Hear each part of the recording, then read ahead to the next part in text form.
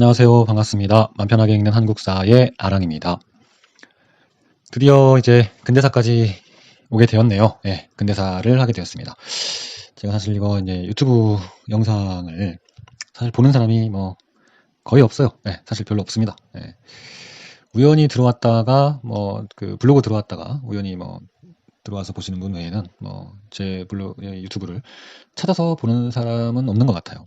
그래서 이거 보는 사람도 없는데 왜 만드냐, 그런 사람도 있습니다. 있어요. 네. 우리 가족 중에 있습니다. 네. 누구라고 하여튼 있어요. 근데 아무튼 그래도 누군가는 보고 도움이 되었으면 해서 계속 만드는 중입니다. 뭐 누군가는 제 목소리를 좋아해 줄 수도 있고, 또 뭐 제가 말하는 스타일을 좋아해서 머릿속에 누군가는 쏙쏙 들어갈 거라 그렇게 믿고 한번 해보는 거예요.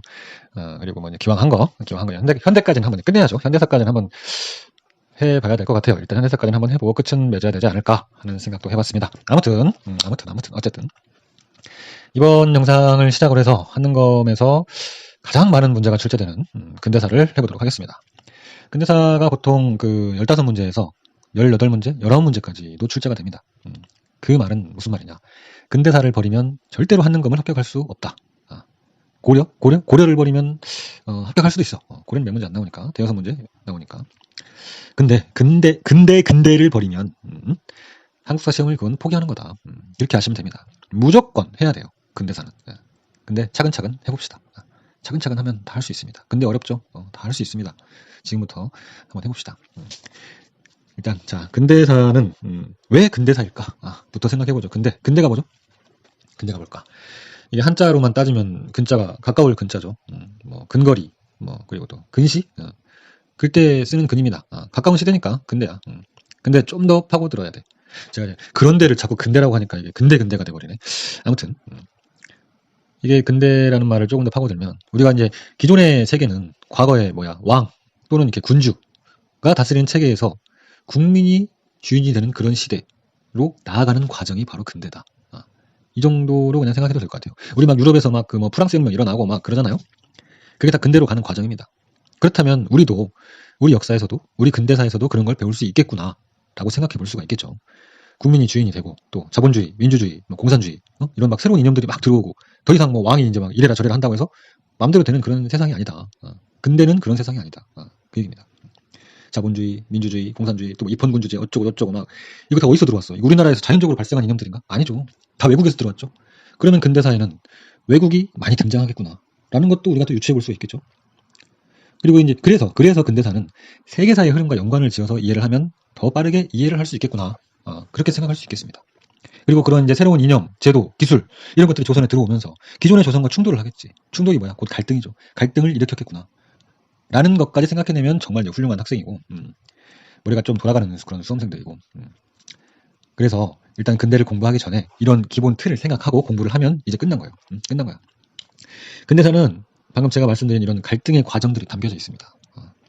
근데 말이 쉽지. 근대사 공부하려고 딱 책상에 앉으면 막막합니다. 더럽게 어려워. 진짜 더럽게 어렵습니다. 더럽게 어려워. 말도 어렵고 이거 사건 사고가 엄청나게 많아요. 짧은 기간에 엄청나게 많은 사건 사고가 일어납니다.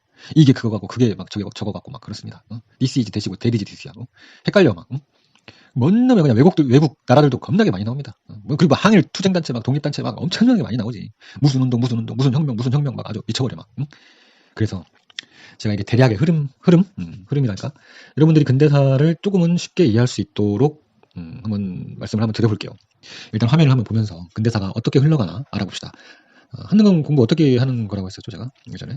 일단 큰 흐름을 안 후에 거기에 기출로 살을 붙여 나가면 한능검 시험이 이제 껌이 되는 거예요, 껌. 특히 근대는 더 그렇게 해야 돼요. 어려우니까. 이렇게 기출로 살을 잘 붙인 사람이 시험장에서 문제를 막 2초컷, 3초컷 하는 겁니다. 그런데 생각이 잘 안 나. 그렇게까지 공부했는데 생각이 잘 안 나. 그리고 나는 공부를 아예 세세하게 아예 안 했어. 그런 사람은 어떻게 풀어야 돼? 우리 유추라는 걸 해야죠. 머리를 굴리라는 얘기입니다. 생각을 하라는 얘기야. 유추라는 걸 해서 풀어야죠. 그래서 지금 보이는 이 화면이 그 유추를 잘할 수 있도록 도와주는 화면이다. 그렇게 생각을 하시면 됩니다. 제가 근대사는 10년 단위로 공부를 하라고 저도 그렇게 얘기했었고, 또 많은 분들이 또 그렇게 공부를 하고 있습니다. 10년 단위로 공부를 하는 이유가 있어요. 근대사를. 물론 이제 뭐 기억하기 쉬운 그런 장점도 있지만 세계사의 흐름과 연관시켜서 기억해야 하는 그런 상황들이 많기 때문에 그래요. 그냥 이런 거 없이 세계사랑 연관시키지 않고 우리 역사만 그냥 달달달달 외우면 이 역사 과목이 휘발성이 강해가지고 시험장에서 생각이 안 날 때가 많습니다. 그래서 당시에 일본이 어땠는지, 중국이 어떤 일을 하고 있었는지, 미국과 영국, 또 유럽 그런 서방 국가들이 어떠했는지 같이 이해를 하고 있으면 그 당시 상황에 짐작이 가요. 짐작. 그래서 좀 전에 말한 그 유추라는 거를 쉽게 해낼 수가 있습니다. 자, 일단 근대는 우리가 보통 수험서에 개화기하고 일제강점기로 나눠서 공부를 하죠. 근데 저는 한 3개로 나눠봤어요. 1863년부터 철종이 죽고 고종이 올라가죠. 고종이 즉위하고 흥선대원군이 섭정을 하죠. 그게 이제 1863년이에요. 1863년부터 1890년대까지를 개화기로 봤고, 그리고 이제 중간에 1900년대, 1900년대를 망국의 시대로 하나 뒀습니다. 그리고 나머지는 같아요. 1910년부터 해방까지는 일제강점기.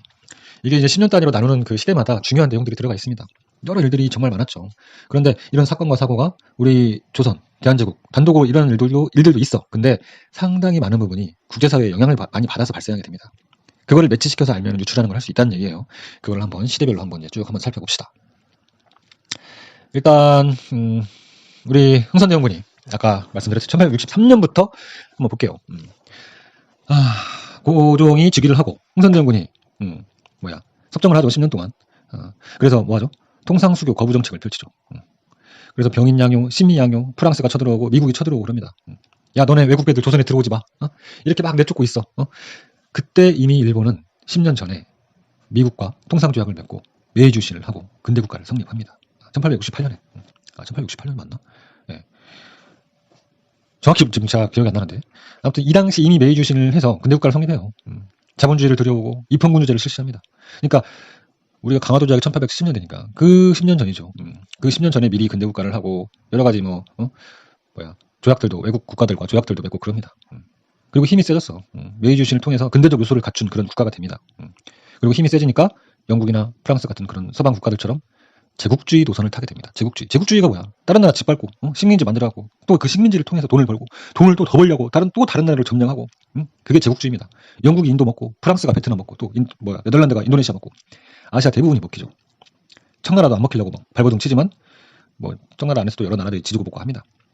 그런데 아시아에서 일본은 달랐어. 다른 나라와 달리 미국하고 통상조약 딱 맺고 메이주신 성공시키고 아시아의 제국이 된 겁니다. 그리고 바로 옆나라 조선으로 들어오게 된 거죠. 그 시작이 바로 운요 사건이고 바로 강화도 조약으로 이어지게 되는 거예요. 그게 1863년부터 1880년까지 이릅니다. 어떤 상황인지 아시겠죠? 그러고 나서 이제 10년 단위로 우리가 보기로 했으니까 1880년대로 한번 가보죠. 1880년대로 들어가면 흥선대원군이 내려옵니다. 최익현의 탄핵 상소로 내려오게 됩니다. 1873년에 내려옵니다. 그리고 이제 그 고종의 부인 민씨정권, 민씨정권이 본격적으로 이제 개화 정책을 펼치기 시작해요. 물론 아직은 왕이 군림하는 시대이긴 하지만 우리 사회적 경제적으로는 우리가 이런 개화의 몸부림을 하기 시작합니다. 일단 미국하고 통상조약을 맺어요. 조미수호 통상조약이죠. 미국하고 일단 맺어야지. 그리고 또 이런 개화의 과정에서 갈등들이 일어나죠. 그래서 이모군란이 일어나고 또 급진 개화파들이 갑신정변을 일으키기도 하고 이 1880년대가 개화계의 꽃이다. 이렇게 보시면 돼요. 실제로 개화 정책을 펼치기도 하거니와 또 개화를 위해서 정변을 일으키고 개화 때문에 갈등을 일으키고 그런 시대가 바로 1880년대다. 그리고 아까 말했던 그런 제국주의 나라들, 영국, 러시아, 일본 이런 나라들이 스물스물 이제 조선에 들어오기 시작합니다. 발을 뻗기 시작해요. 그래서 이때 영국이 검은도 사건이라고 하죠. 검은도에 무단으로 불법으로 들어온 그런 검은도 사건이 1880년대에 일어나기도 하는 겁니다. 그리고 이런 개화와 이런 기존의 사상의 갈등을 일으키니까 이때 유정척사 사상에 대해서도 공부를 이때 하는 거예요. 수험서에도 그렇게 나와 있고. 이렇게 1880년대로 공부를 하면 돼요. 그 다음에 1890년대로 한번 가보죠. 이게 이제 1890년대로 가면 이제 제국주의 나라들이 본격적인 침략을 시작합니다. 본격적인 침략의 시대, 우리나라로 본격적인 침략의 시대라고 보시면 돼요. 그래서 우리는 이제 1890년대를 개화기에 포함은 시키고 있지만 그 속을 본질을 들여다보면 1890년대는 일본, 제국주의, 러시아 등에 의해서 놀아나는 모습을 보이고 있습니다. 자, 일단 1890년대 시작은 동학농민운동으로 시작을 합니다. 동학농민운동. 우리 농민들 먹고 살기 힘듭니다. 그러니까 동학농민운동이 대규모로 일어나죠. 전국적으로 일어나잖아요. 그래서 때는 이때다. 이때를 노리는 거예요. 일본 제국주의가 들이닥칩니다. 이때 경복궁이 30분 만에 점령이 되고 그리고 갑오개혁이 실시되고 민비가 죽고 또 천일전쟁이 일어나고 을미개혁을 하고 친일 내각에 의한 강제 개화가 시작돼요. 개화기는 개화기야. 근데 1880년대는 민씨정권이 개화 정책을 펼쳤다면 1890년대는 여러 가지 개혁들이 일어나긴 해요. 갑오개혁, 을미개혁. 근데 이게 뭐야? 강제 개화랑 마찬가지예요. 말이 개혁이지. 말이 개혁이지 강제 개화였어요. 그리고 이제 일제가 청나라, 청일전쟁 아까 일으킨 거 봤잖아요. 청나라, 대륙으로 가기 위한 그런 교두보라고 할까요? 그런 교두보로서 조선을 활용하기 시작한 시기가 바로 1890년대다. 경복궁 궁궐에서 왕비가 죽습니다. 말이 되냐고. 을미개혁에서 머리를 단발로 자르라고 그래. 우리 백성들 화가 나죠. 화가 나면 어떻게 의병을 일으키죠. 그리고 이제 우리 임금 고종 무섭습니다. 일본 놈들이 막 경복궁 궁궐에 막 들어와가지고 자기 와이프를 막 칼로 난도질을 했어. 너무 무서워. 나 같아도 무서워. 진짜 공포에 떨었을 것 같아. 그래서 궁궐을 버리고 러시아 공사관으로 도망갑니다. 아광파천도 1890년대 일어나죠. 그런데 제국주의 나라들은 또 때는 이때다 하고 다 들어오죠. 아광파천 이후에 이런 조선의 수많은 이권들을 침탈해 갑니다. 여러 나라들이. 러시아, 일본, 영국, 미국 막 특갈같이 달려듭니다. 근데 또 이런 걸 또 가만히 보고 있자니까 속이 부글부글 끓는 사람들이 있어. 그 사람들이 뭘 만들죠? 독립협회를 만듭니다. 그래서 독립협회 때가 일제강점기에 만들어진 게 아니에요. 독립자가 들어갔다고 해서. 아직 우리가 식민지가 되기 전에 아광파천 이후에 많은 그런 서구 열강들이 우리 조선의 이권을 빼앗아 가니까 그래서 독립협회가 만들어진 거예요. 특히 러시아한테 불만들이 많았죠. 독립협회는. 러시아를 싫어해. 독립협회가 여러 활동들을 합니다. 그리고 1890년대 말에 대한제국이 선포됩니다. 야, 이거 안 되겠어. 우리도 좀 국격을 좀 높여보자. 좀 잘해보자. 그래서 대한제국이 1897년에 딱 만들어집니다. 여기까지 1890년대를 공부하면 돼요. 그래서 종합해보자면 1890년대는 강제 개화의 시대 또는 제국주의 국가들이 발을 뻗어서 이제 막 무릎까지 담근 시대. 그리고 그래도 잘해보겠다고 독립협회가 만들어지고 대한제국이 만들어진 시대. 이렇게 기억을 하면 될 것 같아요. 그리고 이제 1900년대를 한번 가보죠. 제가 망국의 시대라고 했죠. 나라가 망하는 그런 과정을 공부하는 시대입니다. 아니 1897년에 대한제국이 만들어졌는데 왜 나라가 망합니까? 더 잘 돼야 되는 거 아닙니까? 아닙니다. 안 됩니다. 잘. 제가 예전에 그 게임을 한참 할 때 그 와우 월드 오브 그 크래프트 있죠. 와우라는 게임을 할 때 거의 끝판왕 중에 이렇게 외치는 사람이 있습니다. 너희는 아직 준비가 안 됐다. 뭐 이렇게 외치는 사람이 있어요. 외치는 사람이 아니지 뭐 괴물인가 하여튼 뭐 너희는 아직 준비가 안 됐다라고 외치는데 맞습니다. 대한제국도 전혀 준비가 안 된 그런 제국이었어. 그래서 망해가는 겁니다. 1900년대 나라가. 그리고 아까 청일전쟁에서 그 일본이 이겼다고 했었죠. 청일전쟁에서 이겼는데도 그 다른 그 서방 국가들, 러시아, 프랑스, 독일 이 세 나라가 간섭을 하면서 전쟁에서 이겼는데도 그런 윤회의 효과를 제대로 누리지 못했어 일본이. 그래서 일본이 이제 야욕을 드러내기 시작합니다. 야, 우리 이제 버틸 만큼 버텼어. 이제 전쟁을 시작할 때다. 일본의 제국주의가 이제 극에 달하기 시작해요. 그리고 우리 조선 내부에도 일본에 동조하는 그런 친일파들이 점점 늘어나기 시작합니다. 그리고 1905년에 러일 전쟁이 터집니다. 러일 전쟁, 1905년 러일 전쟁을 잘 기억해야 돼요. 러일 전쟁이 우리가 그 일제 강점기로 접어드는 그 시작으로 보시면 됩니다. 1905년에 그 러일 전쟁을 시작으로 일본과 조선이 여러 협약이나 조약들을 맺기 시작합니다. 그 중에 가장 우리가 잘 아는 게 을사늑약이 있죠.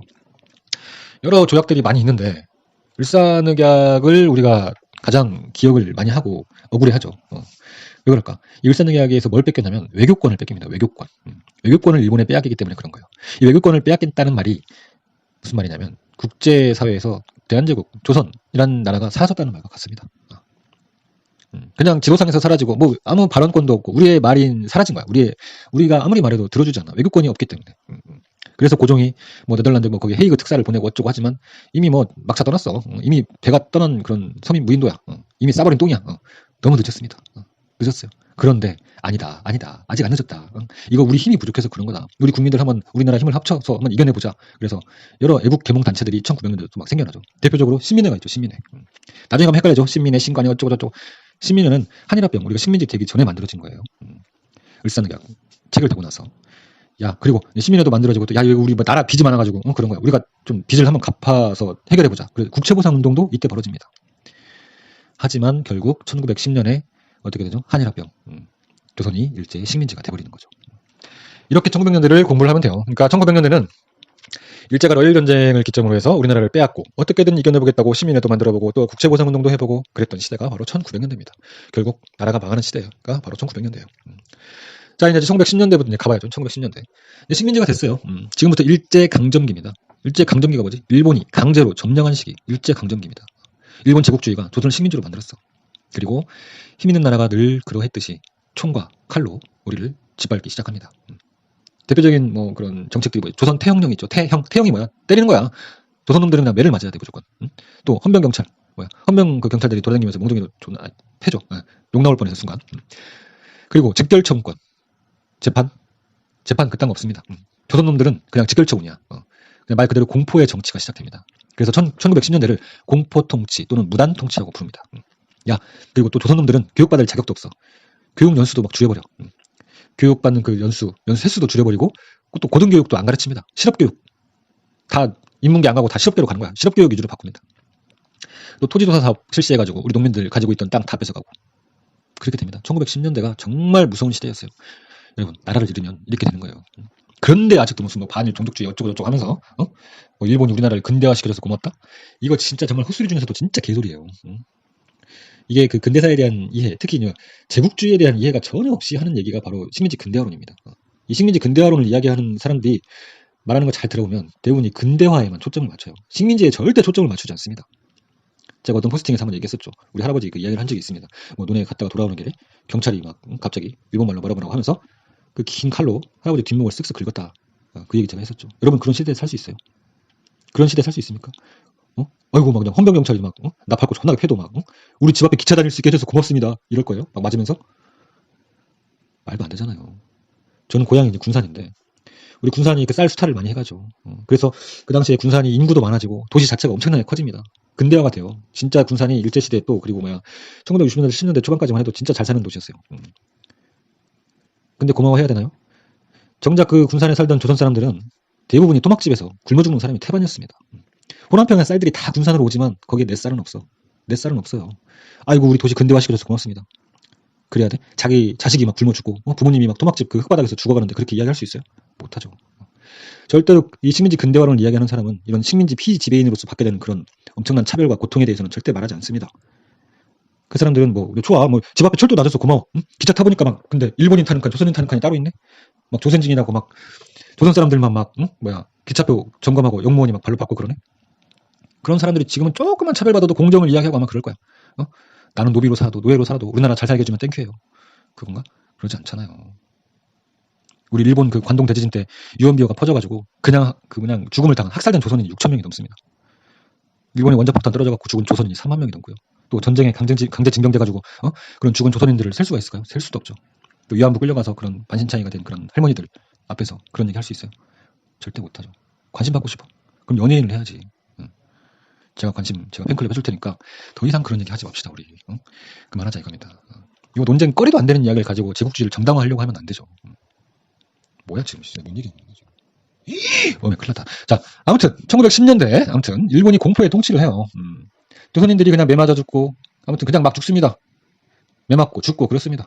죽지 못해 사는 시대가 바로 1910년대예요. 그래서 예전에 그 애기들이 옛날에는 야 저기 밖에 호랑이 온다 하면 울음을 그쳤는데 이때 뭐라고 했지? 저기 순사 온다 하면 울음을 그쳤다고 했잖아요. 맞을까봐 우리 애기들이 그랬대요. 얼마나 열받습니까? 그런데 우리 백성들이 또 이렇게 우리 국민들이 당하고만 있지 않습니다. 독립운동을 해요. 근데 이때는 무단통치 시대잖아. 그래서 몰래 해야 됩니다. 그래서 1910년대의 독립운동 단체는 모두가 그런 비밀 결사단체라고 하죠. 대표적인 단체로 독립의군부하고 대한광복회가 있습니다.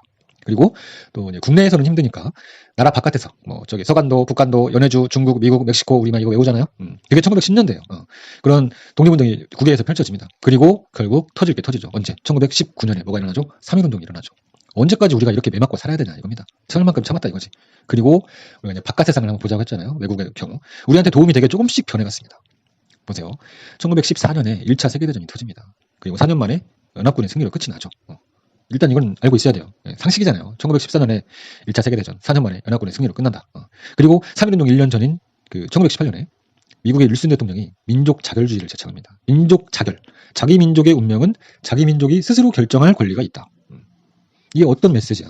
이런 식민지 국가들, 민족 자결주의가 주는 메시지가 얼마나 이게 평화의 메시지입니까? 자기 민족의 운명은 자기 민족 스스로가 결정할 권리가 있대. 정말 평화의 메시지, 해방의 메시지로 들려온 거야. 그리고 이제 민족 자결주의만 또 있는 것도 아니야. 이 러시아에서 1917년 맞나? 1917년에 레닌 알죠? 레닌이 볼셰비키 혁명을 성공합니다. 사회주의 국가가 완성이 된 거예요. 그리고 이런 식민지 국가들의 독립을 지원하겠다라고 레닌이 이야기를 합니다. 이거 뭐야? 우리 지금 세계에서 제일 센 나라 미국에서 자결주의를 외치고 또 그 다음으로 센 나라 러시아에서 식민지 국가를 지원해? 야 이거 만세운동, 독립운동, 독립만세운동 하면 해볼만 하겠다. 그래서 3.1운동이 고고 하는 겁니다. 전국적인 3.1운동이 시작된 거예요. 그래서 이런 여러 영향들이 있었다. 그 얘기를 하고 싶은 거예요. 그리고 이제 이렇게 우리 국민들이 일제 만세를 부리면서 대규모 저항을 하죠. 그리고 3.1운동 이후에 이제 그 유명한 대한민국 임시정부가 만들어집니다. 그러고 나서 1920년대로 넘어가게 됩니다. 자, 1920년대로 가보죠. 자, 1920년대로 들어오니까 일본 놈들이 깨닫습니다. 야, 이거 그냥 총칼로 그냥 무작정 그냥 막 찌르고 쏘고 죽이고 했더니 안 되겠다. 얘네들이 진영이도 밟으면 꿈틀한다고. 3.1운동, 만세운동? 나도 식민지 지배는 처음이라 잘 몰랐어. 그렇게 되는 거죠. 이제 좀 부드럽게 해볼게. 이거 문화 통치가 아니라 무단 통치가 아니라 이제 문화 통치를 한번 해볼게. 조금 좀 풀어줄게. 너네 교육도 조금 받을 수 있게 해줄게. 교육 연수도 좀 늘려주고 대학도 좀 세울 수 있게 허락해주고 조선어도 좀 우리말도 좀 하게 해줄게. 응? 뭔 하게 해줄 거야? 원래 당연히 해야 되는 건데 니들이 허락을 왜 하는 거야? 아무튼 열받았지만 아무튼 그래서 밀립대학 대학 설립 운동이 1920년대 기억하면 돼요. 문화 통치로 바뀌었다는 걸 기본적으로 알아야 됩니다. 1920년대. 그런데 제가 아까 1917년에 소련 볼셰비키 혁명이 성공했다고 했잖아요. 사회주의 국가가 완성됐다고 했잖아요. 그래서 사회주의 공산당, 우리 요새 빨갱이들이라고 하죠. 사회주의 공산당, 사회주의자들이 너무 많아졌어. 근데 일본은 자본주의잖아. 일본은 사회주의를 싫어합니다. 그래서 치안유지법이라는 걸 만들어요. 그래서 공산주의, 사회주의자들을 잡아들입니다. 치안유지법, 사회주의, 문화통치 이런 것들을 1920년대 기억하고 있어야 돼요. 사회주의가 급속하게 막 퍼져요. 우리나라뿐만이 아니야. 전 세계에 많이 퍼집니다. 중국에도 공산당이 생겨났고, 우리도 생겨났고, 우리는 이제 뭐 지금 공산당 빨갱이 막 하면은 진짜 막 경기 일으키는 사람들 많죠. 무조건 얘한테는 나쁘게 보죠. 나쁘지. 지금은 나쁘다고 우리는 규정할 수 있어요. 우리는 분단 국가고 우리의 주적은 북한이니까. 근데 이 당시만 해도 1920년대만 해도 그냥 시대의 흐름이었다니까. 이때는 뭐 사회주의가 나쁘다, 좋다 그런 게 아니야. 이때는 지식인들도 어디 다방이나 그런 카페 같은 데 가갖고 사회주의에 대해서 뭐 말을 못하면 무식한 사람 소리를 들었습니다. 사회주의를 좀 언급을 해줘야 좀 있어 보이고 좀 그런 시대였어요. 그런 시대였기 때문에 이때 사람들을 보고 야 공산당 놈의 새끼들이 뭐 어쩌고 저쩌고 그런 얘기를 하면 안 된다 그 얘기예요. 이때는 그냥 이때 당시의 사회주의를 그냥 바라봐 줘야 된다. 시대의 흐름이었다. 일단은 1920년대는 그랬다는 얘기예요. 아무튼 이 치안유지법 만들어졌다고 했죠. 일본이. 그 치안유지법으로 조선인들을 많이 잡아 가둡니다. 그리고 문화통치를 했다고 해서 활동을 제대로 한 게 아니야. 1910년대에는 그냥 팼지만 그냥 두드러 깠지만 이제는 법으로 조져줄게. 법으로 그냥 조져버릴게 이겁니다. 그리고 이제 너네 좀 경제를 좀 조져야 되겠어. 그래서 산미 증식계획 1920년대에 벌어집니다. 그리고 우리 사회주의가 많이 퍼졌다겠죠. 사회주의가 뭐야? 농민, 노동자, 이런 프롤레타리아 계급이 뭐야? 자본가 뭐지? 부르주아인가? 부르주아. 프롤레타리아 계급이 부르주아 계급을 물리치고 뭐 평등한 세상을 만들자. 뭐 이런 거잖아요. 그럼 뭐야? 파업 나오죠. 파업. 노동자 계급들의 파업. 또 소장농들이 지주한테 계기죠. 집단으로. 소작쟁이. 이런 게 나옵니다. 그런 게 나오면 뭐야? 1920년대야. 왜? 사회주의 널리 퍼졌잖아. 그래서 암태도 소작쟁이, 또 원산 총파업 이런 거 다 1920년대입니다. 그리고 아까 1910년대에서 안 했는데 1910년대에는 회사령이라는 걸 내려요. 우리 회사도 못 만들게 했어. 조선 사람들. 근데 만들긴 만들었습니다. 근데 하여튼 잘 많이 못 만들었어. 근데 그 회사령이 폐지가 돼요. 1920년대 들어와가지고. 그래서 우리 한국 회사가 만든 우리 것을 쓰자. 그런 운동이 일어납니다. 1920년대. 물산 장려운동이라고 하죠. 그리고 여러 운동들이 많이 일어나요. 소년운동, 여성운동, 형평운동 여러 운동이 일어나. 왜? 문화통치로 바뀌었으니까. 더 이상 1910년대처럼 비밀결사 안 해도 돼요. 조금은 숨통이 트였어. 그런 상황이었습니다. 그래서 그런 여러 가지 운동들이 많이 일어나고 또 60만세 운동이 일어나죠. 60만세 운동도 처음엔 사회주의 결을 준비한 거예요. 그리고 좌익, 사회주의, 민족주의, 우익, 민족주의가 사회주의 우리 힘을 합쳐서 단체 하나 만들어보자. 이렇게 하면 안 되겠다. 그렇게 해서 만든 게 신관회입니다. 신간회 좌우 합작 단체. 최대 규모 합법적인 좌우 합작 단체가 바로 신간회예요. 아까 신민회는 우리 한일합방 전에 만들어진 게 신민회고. 신간회도 1920년대 만들어집니다. 그리고 그 신간회가 광주 학생운동을 지원하게 되고, 하여튼 국내에서는 이런 일들이 벌어졌고, 또 이제 국외에서는 우리가 잘 아는 봉오동 전투, 청산리 전투 이런 거 대승으로 이끌고, 또 열받은 일본이 간도참변을 일으키고, 또 간도참변에 맞서서 우리 독립군들이 연합해갖고 대한 독립군단이 만들어지고, 어쩌고 러시아와 자유시로 가지만 자유시 참변이 일어나고 이런 것들은 그때 가면 다시 할 겁니다. 네, 다시 할게요. 대신에 일단 이런 흐름들 1920년대에 어떤 흐름들이 있었나. 문화 통치를 하면서 여러 운동들이 많이 일어났네. 사회주의가 널리 퍼지면서 곳곳에 영향을 미쳤네. 이 정도만 일단 알아도 돼요. 1930년대 이제 40년대로 넘어가죠. 마지막이죠. 여기서부터 이제 정말 바깥 상황을 잘 봐야 돼요. 자, 우리가 1929년에 미국에 대공황이 일어납니다. 아주 죽어납니다. 실업자가 수천만 명이야. 다 굶어 죽게 생겼어. 그런데 사회주의 공산당 놈들이 이런 그런 모습을 봅니다. 야, 저게 바로 자본주의의 몰락이다. 자본주의의 말로다. 사회주의가 짱이야. 본격적으로 계급 투쟁을 시작하자. 더 이상 민족주의와 손을 잡지 마라. 이제 달려가자. 우리 사회주의 독자적으로 한번 잘 해보자. 이렇게 되는 거예요. 1927년에 아까 신간회도 하고 막 그랬다고 했잖아요. 근데 대공황을 보니까 이거 아니야. 우리가 잘할 수 있어. 그래서 더 이상 손잡는 그런 거 잘 안 나옵니다. 그리고 이런 대공황의 여파가 여러 나라에 미치죠. 일본이 만주사변을 일으키고 만주국을 만들고 만주국 하면 떠오르는 우리나라 전직 대통령도 있죠. 이게 바로 1930년대 초입니다. 그래서 1930년대 시험에 가장 잘 나오는 게 뭐예요? 한중연합작전이죠. 만주국이 세워졌어. 만주사변이 생기고 만주사변을 일으키고 만주국이 만들어졌어. 그러면 뭐야? 일본이 본격적으로 중국으로 발을 들인 거예요. 그럼 일본은 한국의 적이기도 하고 또 중국의 적이기도 하죠.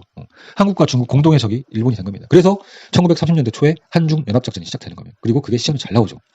뭐 양세봉, 지청천 막 있잖아요. 지청천이죠. 그리고 이제 임시정부는 김구가 뭐 한인 애국단을 만들어서 윤봉길, 뭐 이봉창 폭탄 던지고 뭐 이에 감명받은 뭐 중국의 장제스가 뭐 한국 독립운동을 높게 평가하고 그럽니다. 그리고 결국에 1937년에 중일전쟁이 터지죠. 그리고 독일이 폴란드를 침공하고 2차 세계대전이 벌어집니다. 이탈리아가 이디오피아를 침공하고 이제 세계가 이제 전체주의, 2차 세계대전 전체주의라고 하죠. 전체주의와 이런 뭐 자유주의, 평화주의가 싸움이 시작된 거예요. 이탈리아는 뭐야? 파시즘이지, 파시즘. 야, 나라에서 까라니까 강력한 나라가 있어야 백성들이 있는 거다. 독일은 뭐야? 나치즘. 야, 히틀러 말 잘 들어. 우리 민족이 최고야. 우리 백성들 잘 살게 해줄게. 다른 나라 먹으면 돼. 유태인 다 죽여.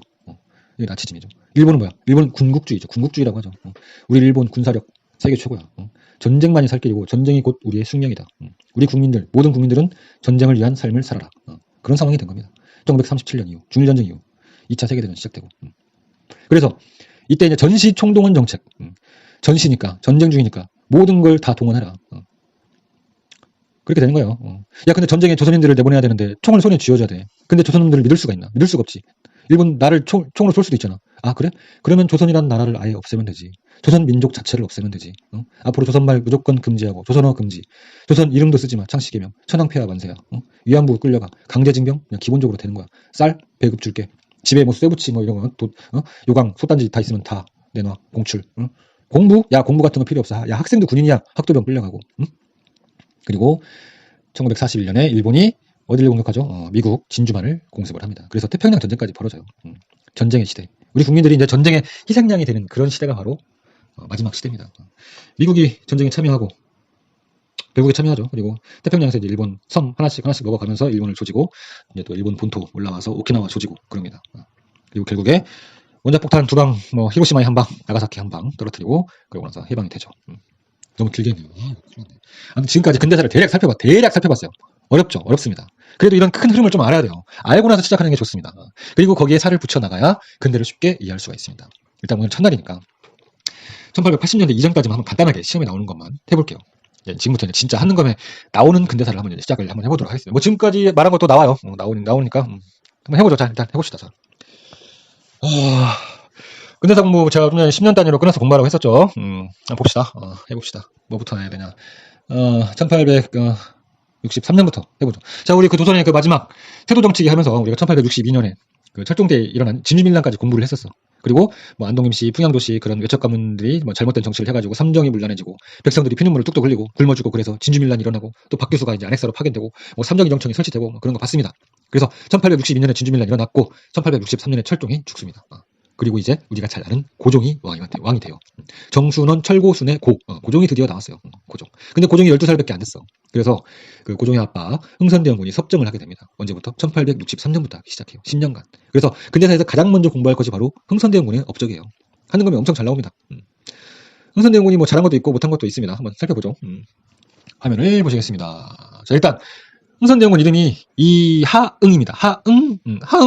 이하응이라는 거를 기본으로 알아두면 사료 파악할 때 좋아요. 이하응이라고 나오거든요. 사료에. 하응, 목소리 잘 내야 돼. 이하응이에요. 기억하시고 한번 봅시다. 뭐 처음 나오는 거부터 봅시다. 뭐 사창제를 실시했다. 그 다음에 환국의 폐단을 시정하려고. 우리가 이제 삼정문란이 극심하던 때라고 했잖아. 이거를 좀 뜯어 고쳐야 돼. 환정의 문란. 우리 그 쌀 빌려주고 나중에 갚고. 이게 환정이지. 근데 우리가 그 세도 정치기 때 얼마나 그 관리들이 중간에서 삥땅을 쳐먹고 막 흙을 막 섞어서 주고 막 그랬다고 했잖아요. 그래서 흥선대원군이 이하응이 동네마다 사창이라는 걸 만듭니다. 사창이라는 걸 만들고 그리고 동네에서 좀 믿을 만한 사람, 좀 잘 사는 사람 그런 사람을 사수라고 해서 정해줘요. 그래서 그 사수들이 그 동네의 사창을 관리하는 겁니다. 중간 관리들이 삥땅을 못 치게 막는 거야. 그게 바로 사창제예요. 그래서 환국의 폐단을 시정하기 위해서 사창제를 실시했다. 이게 누구의 업적? 흥선대원군의 업적이다. 기억을 하셔야 됩니다. 자, 그 다음에 호포제를 추진했다. 이거 지금까지 조선 뭐 이렇게 하면서 그 선택지 많이 나왔을 거예요. 호포는 군정의 문란을 좀 뜯어 고치려고 한 겁니다. 뭐 그것도 있고 뭐 나라 살림도 좀 늘리고 하여튼 겸사겸사해서. 자, 호포법. 우리 나라 살리는 게 사실 더 급선무긴 해. 군정이 뭐예요? 군역이죠. 군대 가는데 대신에 뭘 내? 군포를 내지. 근데 지금까지 양반들은 안 냈어. 근데 이제 조선 말에 가니까 이거 발에 채 있는 게 양반이야. 너도나도 양반이래. 무슨 양반김이야? 군포가 확 줄었지. 이거 너무 줄었어. 너무 줄었어. 양반이 너무 많아. 야, 그러니까 양반, 쌍놈 이런 거 따지지 말고 가구별로 걷자. 가구별. 우리 집 호자 씁니다. 호포법의 호가 집 호야. 집마다 군포를 걷자. 그래서 호포입니다. 호포. 양반, 쌍놈 따지지 말고 가구별로 걷자. 그래서 그게 바로 호포법. 결국에 뭐예요? 이게 호포법이 국가 재정 늘리자는 얘기죠. 흥선대원군이 호포법을 추진했다. 자, 그 다음에 뭐냐, 상군부의 부활. 상군부의 부활. 이건 이제 진즉에 했어야 될 건데, 비변사를 폐지하고 상군부가 부활되었다라는 선택지가 나옵니다. 우리 그 세도 정치기 때 그 빌어먹을 나쁜 놈들, 이 세도가들, 죽일놈들, 걔네들이 외척 세력들이 비변사를 중심으로 해서 나쁜 짓을 했죠. 비변사가 외척 세력의 정치기구로 변질되었다라는 선택지가 세도 정치기의 선택지잖아요. 그렇죠? 그래서 흥선대원군 이 하흥, 흥선대원군은 비변사를 없애야 된다. 비변사. 왕의 이런 권위와 권력을 확실히 해야지. 어디 세도가 놈들이 나대고 있어. 그러면서 비변사를 없애버립니다. 그리고 의정부 기능도 부활시키고 상군부도 부활시키고 그럽니다.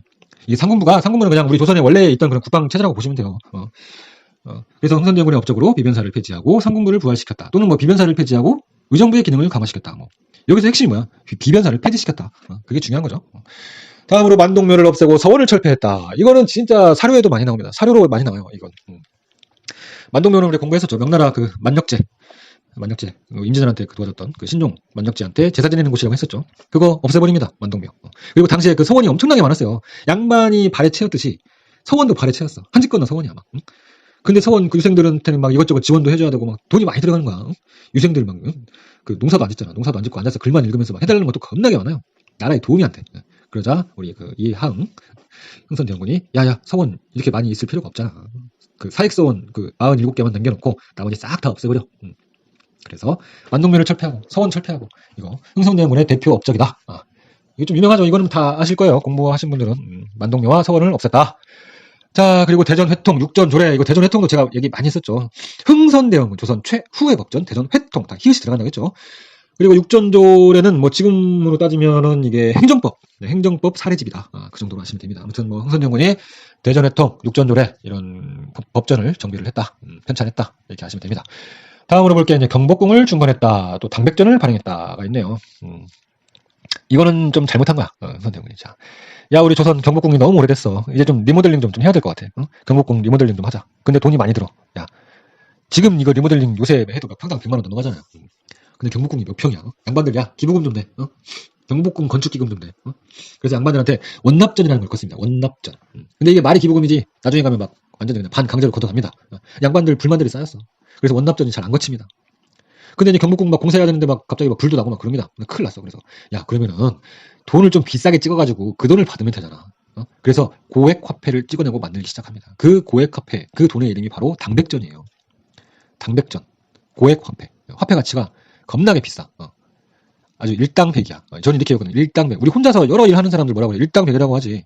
실제로 이 당백전이 당시 그 상평통보에 100배의 가치가 있었어요. 그러니까 말 그대로는 일당백입니다. 당백. 실제 한자는 그게 아니지만 그렇게 외우면 좀 쉽겠죠.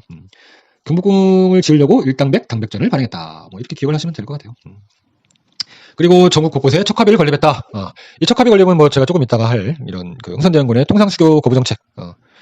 지금은 그런 말을 안 쓴다고 하죠. 쇄국 정책이라고 저는 어렸을 때 통상수교 거부 정책 이런 말 들어본 적이 없었거든요. 그냥 무조건 교과서에도 쇄국 정책이라고 나왔었거든요. 아무튼 이 통상수교 거부 정책에 따른 결과가 척화비 건립이에요. 이건 좀 이따 뭐 다시 할 건데. 자, 아무튼 뭐 지금까지 업적을 보니까 어떻습니까? 양반들한테 군포를 걷고 또 경복궁 지른다고 막 원납전 걷어가고 또 유생들 공부하는 막 서원 다 없애버리고 어떻겠어? 양반들 유생들이 흥선대원군을 좋아했을까? 안 좋아했죠. 안 좋아하죠. 좋아할 수가 없지. 그래서 그 최익현이라는 사람이 상소를 올립니다. 이제 경복궁 리모델링 공사 그만하시죠. 당백전? 그거 어디다 쓰는 겁니까? 없애세요. 당백전 뭐 왜 만드는 거예요? 그리고 통행세도 막 걷고 그러던데 그런 것도 그만해요 좀. 이런 상소를 올립니다. 최익현이라는 사람이 이 구한말의 인물 문제로 자주 나옵니다. 이 사람이 상소의 달인이에요. 끄떡하면 상소 올립니다. 아무튼 이 1873년 1863년부터 1873년까지 흥선대원군이 10년간 섭정을 합니다. 우리가 지금 1863년부터 시작을 했잖아요. 저 말 꼬이기 시작합니다 또. 그래서 아무튼 그 1873년에 흥선대원군에 대한 그 탄핵 상소가 최익현한테서 올라오고 고종이 이를 받아들이고 이제 섭정을 그만하고 내가 직접 그 친정을 하겠다. 고종이 선포를 하게 되죠. 그래서 사실 고종도 나이가 이제 22살이 됐으니까 직접 정사를 돌볼 때가 되긴 했죠. 그래서 흥선대원군이 1873년에 내려오게 되는 겁니다. 자, 우리 지금까지 이제 흥선대원군의 업적을 봤죠. 하는 거면 잘 나옵니다. 이거 우리 처음 하는 거니까 한번 정리를 하면서 쭉 기억을 해보시길 바라고. 이제 뭐 봐야 돼. 우리 흥선대원군의 통상수교 거부 정책. 예, 그거 한번 봅시다. 이것도 이제 시험에 잘 나오죠. 우리 흥선대원군의 석정기간, 방금 얘기했던 그 10년 사이에 일어난 일들입니다. 그러니까 흥선대원군의 쇄국정책 봅시다.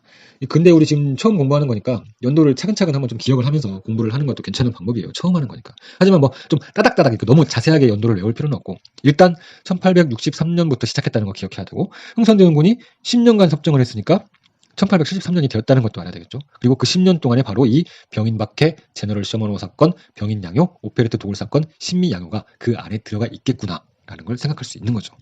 그러면 너무나 자연스럽게 강화도 제약 1876년이 저 5번의 그 일들 이후에 일어난 일이구나를 알 수가 있겠죠. 네, 가봅시다. 화면 보시고. 흥선대원군의 이 통상수교 거부 정책의 순서는 그냥 앞글자만 따자면 병제, 병오신이에요. 병제, 병오신.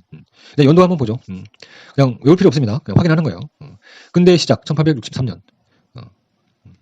그리고 10년 동안 흥선대원군이 섭정을 했으니까 그 사이에 병제, 병오신이 모두 일어났죠. 자, 병인박해부터 봅시다. 병인박해부터. 아유, 갑자기 지금 머리가 어지럽네 또. 자, 병인박해부터 한번 시작해 봅시다. 자, 천주교 최대의 박해예요. 병인박해는. 천주교 최대의 박해. 프랑스 선교사 9명이 죽습니다. 이게 중요해요. 자, 프랑스 선교사가 죽는다는 말이 되게 중요합니다. 자, 병인박해는 천주교 최대의 박해고, 프랑스 선교사 9명밖에 안 죽였는데 이게 무슨 최대의 박해입니까? 예. 근데 프랑스 선교사만 죽은 게 아니라 무슨 주교도 죽고 뭐 누구도 죽고 그럽니다. 그리고 결정적으로 천주교 신자들이 8,000명이 넘게 죽습니다. 그러니까 최대의 박해지. 예. 근데 중요한 건 뭐다? 프랑스 선교사가 중요해. 9명이나 죽었어. 병인박해로 시작을 합니다. 자, 일단 흥선대원군의 병제 병오신의 처음은 뭐다? 병인박해다. 프랑스 선교사가 죽었다. 자, 두 번째, 제너럴 쇼먼호 사건. 이거는 그냥 제너럴 쇼먼호가 뭐냐면 그냥 미국 그 상선이에요. 상선이 뭐지? 장사하는 배라는 뜻이죠. 미국 상인들이에요. 얘네들이 평양 그 대동강 타고 들어와가지고 평양에 내려와가지고 주민들 막 약탈하고 그럽니다. 그럼 어떻게 약탈하는데? 죽여야지. 그래서 선원 그 19명인가요? 17명인가요? 다 죽여버리고 제너럴 쇼먼호를 다 그냥 불태워버립니다. 여러분 여기 평양이에요. 평양. 제너럴 쇼먼호 사건은 평양이다. 미국 상선이다. 그리고 이때 평안 감사. 그 평안도 관찰사가 바로 우리가 그 잘 아는 박규수입니다. 박규수. 우리 그 철종 때 공부했죠? 삼정 이정청 건의했던 박규수. 그 사람 맞습니다. 그래서 박규수 인물 문제로 나와요. 제너럴 쇼먼호 사건 그럼 키워드가 뭐야? 미국 상선. 그리고 평양에 침입했다. 미국이 온 거예요. 병제. 미국이 왔습니다. 그리고 다시 병이죠. 병인 양요입니다. 병인 양요. 프랑스 놈들. 아까 프랑스 선교사를 죽였잖아. 그래서 프랑스 놈들이 안 그래도 어떻게 하면 조선에 들어갈 수 있을까 생각을 하고 있었는데 병인박해가 일어난 거야. 감히 우리 프랑스 선교사를 9명이나 죽여? 야, 조선 쳐들어가자. 아주 좋은 그 명분이 생겼다. 그래서 프랑스의 로즈 제독, 장미 제독이야. 로즈 제독이 이끄는 함대가 양화진으로 침입을 하게 됩니다. 그리고 정족산성에서 양헌수 부대, 또 문수산성에서 한성군 부대가 맞습니다. 싸움 잘합니다. 의외로 싸움 잘해요. 조선 사람들이 막 수십 명씩 프랑스군 죽입니다. 물론 뭐 우리도 피해를 입긴 했지만 아무튼 뭐 잘 버텨냅니다. 그리고 이제 프랑스 놈들이 이제 후퇴를 하죠. 돌아가는 길에 강화도에서 그 외규장각에서 의궤도 약탈해 가고 또 무기, 은궤 뭐 이런 거 약탈해 갑니다. 그래서 병인양요의 키워드는 뭐야?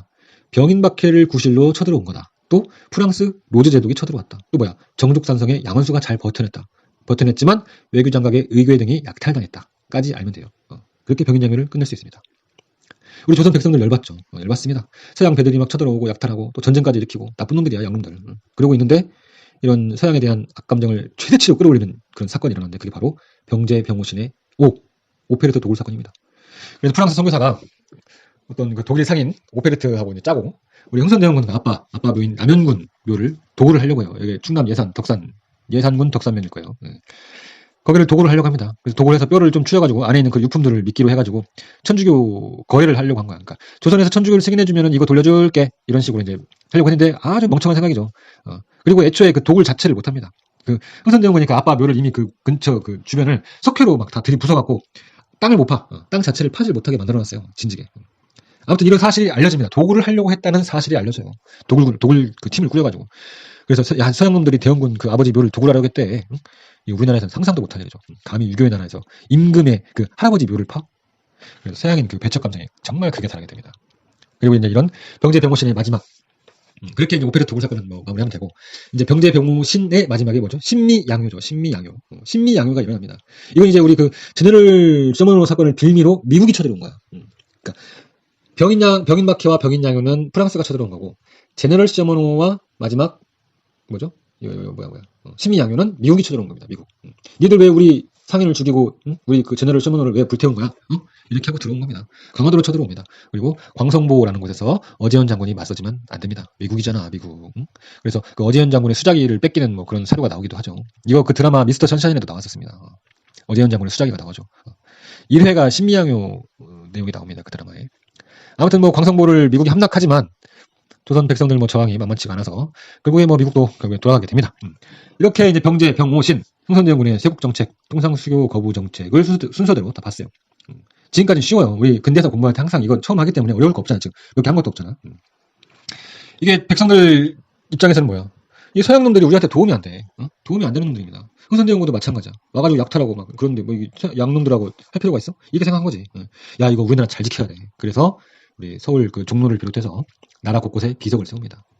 시험 사료에 나오는 건 이 종로에 세운 척화비가 시험에 나오죠. 이 비석이 척화비예요. 척화비. 화친을 배척한다. 그래서 척화비예요. 서양과 화친하지 말자 이겁니다. 실제로 척화비에 뭐라고 썼냐면 서양 오랑캐가 쳐들어왔는데 싸우지 않으면 화친하자는 것이니 화친하자는 것은 곧 나라를 파는 것이다. 이렇게 써 있습니다.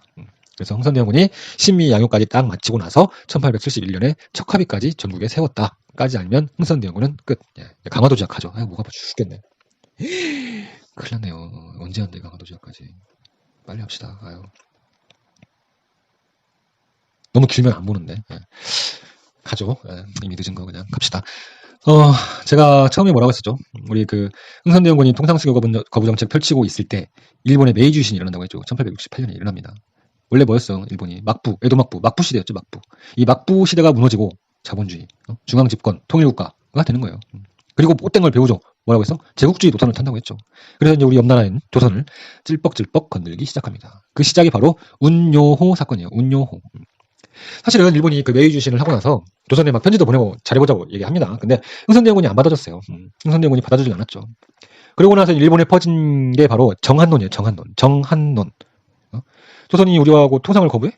그럼 어떻게 해야 돼? 정복해야지. 이미 제국주의에 물들었어. 이미 일본은. 야, 한국을 정복하자.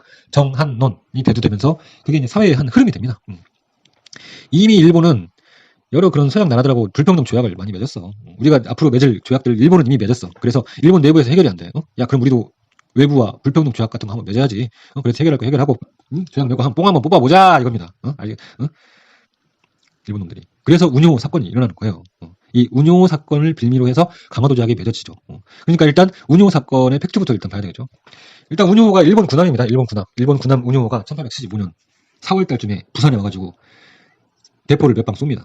그리고 9월 달에 강화도로 가요. 그리고 영종도에 내려가지고 조선인 30 몇 명 죽이고 뭐 10 몇 명 또 표로로 잡아갑니다. 무기도 가져가요. 이게 운요 사건입니다. 이게 운요 사건. 지금 우리가 뭐 잘못한 거 있나? 잘못한 거 하나도 없죠. 우리는 잘못한 거 하나도 없어요. 지금 운요 사건 보면. 이게 팩트인데. 근데 어떻게 이게 강화도 조약의 빌미가 되는 걸까? 이해하기가 힘들죠. 일본이 이렇게 거짓말을 합니다. 우리가 음료수 얻어먹으려고 강화도 근처에 갔는데 조선이 먼저 포를 쏴가지고 우리는 대응한 것뿐이다. 이렇게 얘기를 해요. 우리가 일본 국기를 달고 간 건데 너네들 조선놈들 어떻게 그럴 수 있냐. 그러면서 손해배상을 청구하기 시작한 겁니다. 말도 안 되죠. 아무튼 이렇게 운요 사건이 터졌고 드디어 강화도 조약이 맺어지게 됩니다. 운요 사건 얘기하니까 갑자기 기억나는데 여러분 그 시험에 이렇게 나와요. 아까 그 흥선대원군 그 신미양요까지 우리 끝냈죠.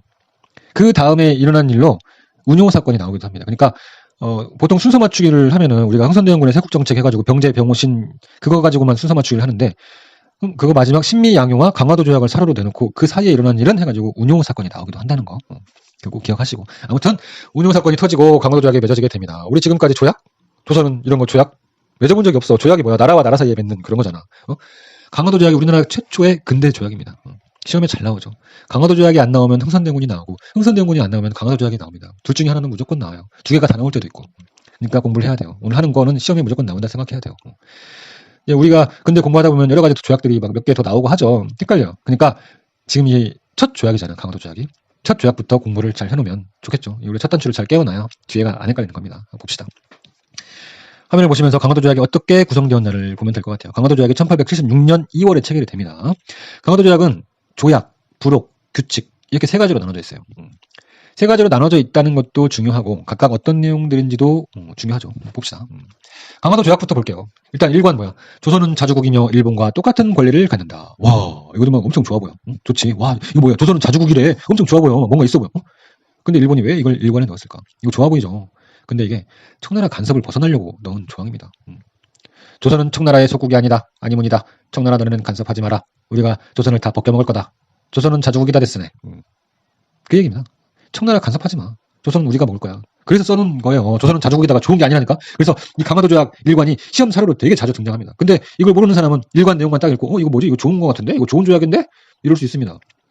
조선은 자주국이며 일본과 똑같은 권리를 갖는다. 이거 보면 바로 강화도 조약 튀어나와야 돼요. 자, 그리고 4관과 5관을 보니까 부산을 개항하고 2개 항을 더 개항한다고 되어 있죠. 그래서 부산항이 먼저 개항이 되고 이 조약 이후에 1880년인가에 원산하고 또 몇 년 뒤에 인천이 개항이 됩니다. 그래서 우리가 한능검 선택지에 부산 외 2곳의 개항장이 설치되는 결과를 가져왔다. 이렇게 나와요. 이게 강화도 조약의 설명이 맞죠. 부산 외 2곳, 원산과 인천이 개항되는 결과를 가져온 조약. 바로 강화도 조약입니다. 그 다음 7관 보니까 해안을 측량할 수 있게 한다. 나오죠. 이거 별거 아닌 것처럼 느껴져요. 해안을 측량한다. 근데 이 해안을 측량한다는 게 나중에 일본 군대가 들어올 때 굉장히 위험하죠. 우리 해안 잘 측량을 해갖고 여기 저기 어디가 튀어나와 있고 어디가 들어가 있고 이거 어디가 물이 깊고 얕은지 막 다 파악을 해놓는 거야. 응? 나중에 배 들어오고 군대 보낼 때 용이하게 이렇게 하려고 한 겁니다.